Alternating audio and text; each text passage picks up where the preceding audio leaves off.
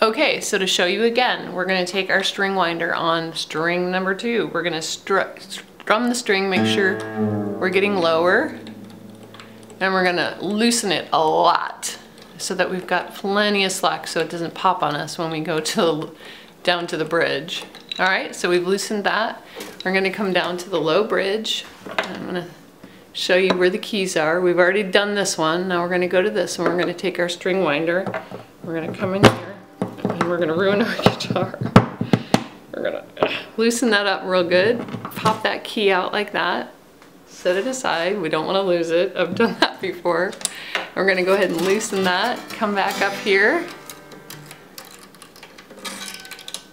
And pull this guy off. Like that. And yay, that string's gone. So now we're going to go ahead and get our other string. On this particular set, this string is red. Oh, this doesn't let me focus very well. So I apologize. I can't see it. Let me pause it and show it to you. Okay, so now you can kind of see a close-up of what the head looks like, and this is the little colored head of the string. And so this is the one we're going to use for string number 2. And we're going to put that in down here. And as I showed you before, I like to take and bend, put a little bend right here. So it looks like that. I hope you can see that. It's got a little bend in it. And then I take the key, I'm sorry, not the key, the little pin head that goes down here. And it's gonna kind of sit like this when it goes in so that it rests. It's gonna rest like this when it's in the guitar so that it doesn't go anywhere.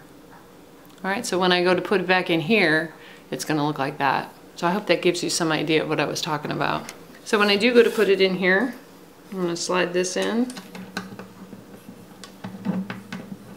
and then put the key, or put the pin head back in, push down real firm, pull on the string nice and firm, and then we're gonna come back up here. I like to kind of set it horizontally. I'm gonna put the string through the hole.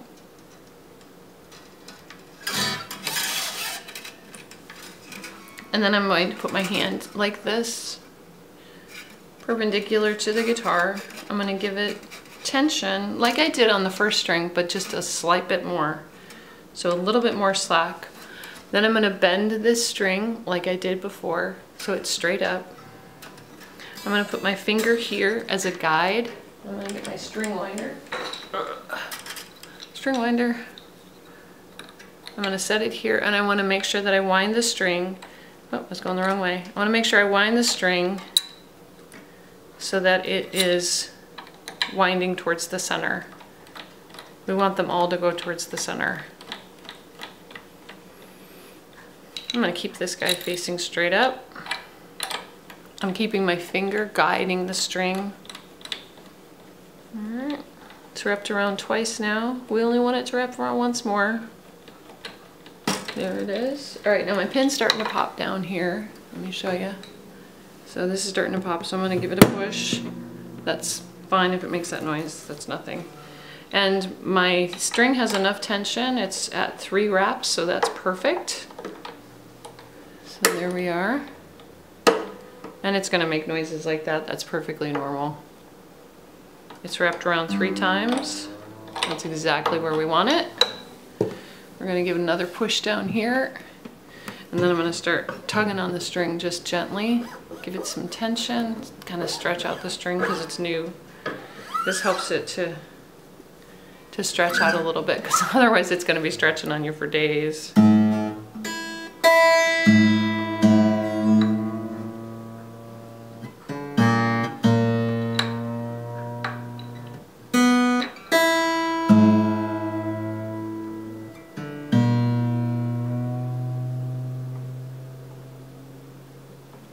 We're going to tug on it a little bit more. Good. And now we've got string number 2 done. Then we take our wire clippers and we can go ahead and clip. Make sure we're only clipping that one. Got it. Almost dropped my guitar. So now we've got 2 strings down, 4 to go. So I'm gonna go ahead and set the other ones, and then we're gonna tune the guitar together. So we'll be back in just a minute. Okay, so the last thing you wanna do is you wanna make sure that you tune your guitar after you've gotten all your lovely new strings on. If you make sure that you've only wound them 3 times each. Some people find it easiest if they put the guitar strings on with the 6th, the 5th, the 4th, and then they come back and they do the 1st, the 2nd, and the 3rd. Just because it's easier to work when you're trying to manipulate the strings with your fingers. You'll see what I mean if you try to do it a different way. So we've got all of our new strings on. We have them all clipped and they look nice. So we want to make sure we tune them. I've got us a bean tuner which sits on the guitar. Easy enough to use. It has just a color coding for when I strike the string. But you can use whatever type of tuner works well for you. So you want to get your guitar tuned up, and then after you've tuned it and you've put new strings on, you want to go ahead and stretch them again. I just give a little gentle tug on each one.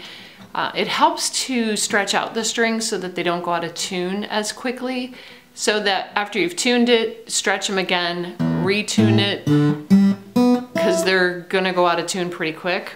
But if you stretch them a little bit, it's going to help keep them from going out of tune.